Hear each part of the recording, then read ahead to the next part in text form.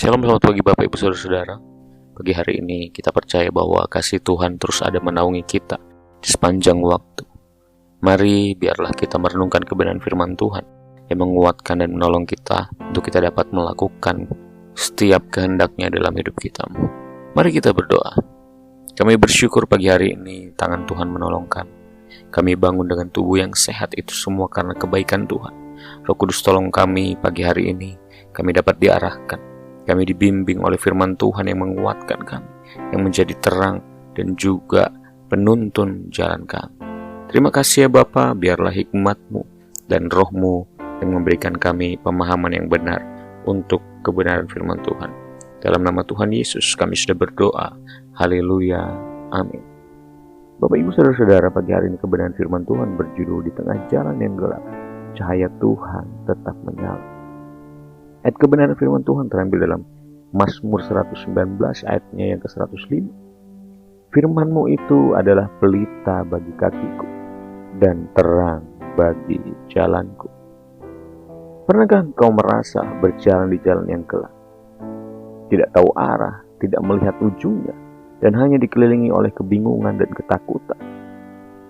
Mungkin engkau sedang melewati masa sulit, kehilangan, kegagalan, atau rasa putus asa yang mendalam. Namun di tengah kegelapan, itulah cahaya Tuhan yang paling bersinar. Karena terang tidak akan pernah berarti tanpa adanya gelap. Dan kasih Tuhan akan selalu hadir, bahkan ketika mata kita tidak mampu melihatnya. Daud tahu bagaimana rasanya berjalan dalam kegelapan hidup.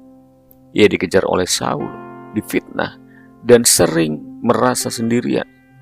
Namun ia tetap berkata, "Sekalipun aku berjalan dalam lembah kekelam, aku tidak takut bahaya, sebab Engkau besertaku."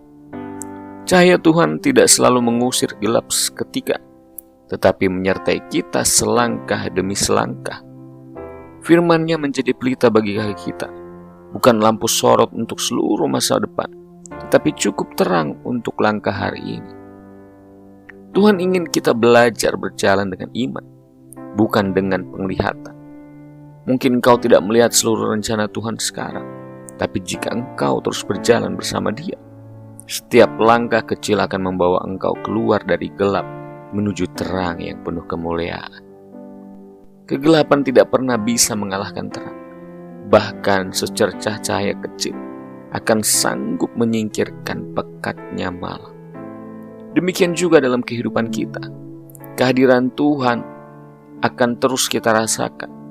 Sudah cukup untuk mengalahkan ketakutan besar dalam kehidupan kita. Tuhan tidak menjanjikan jalan yang selalu terang, tetapi Ia menjanjikan penyertaan-Nya yang tidak pernah padam.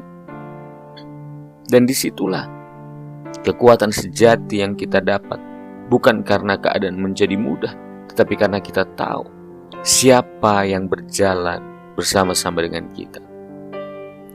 Saat engkau merasa gelap dan kehilangan arah, bacalah dan renungkan firman Tuhan. Di sanalah terang akan menyala. Jangan biarkan rasa takut membuat engkau berhenti. Teruslah melangkah, walau hanya satu langkah kecil dalam iman, tetapi itu disertai dengan penyertaan Tuhan. Ingat bahwa setiap malam pasti akan berlalu. Fajar pertolongan Tuhan pasti akan datang pada waktunya, sesuai dengan rencana Tuhan di dalam kehidupan kita. Jadilah terang juga bagi orang lain, karena terkadang Tuhan menyalakan terangnya melalui hidup kita, supaya orang lain dapat melihat terang Kristus di dalam hidup kita. Saudara-saudara yang dikasihi oleh Tuhan, jika engkau sedang berjalan dalam jalan yang gelap, jangan menyerah, jangan berhenti, dan jangan takut.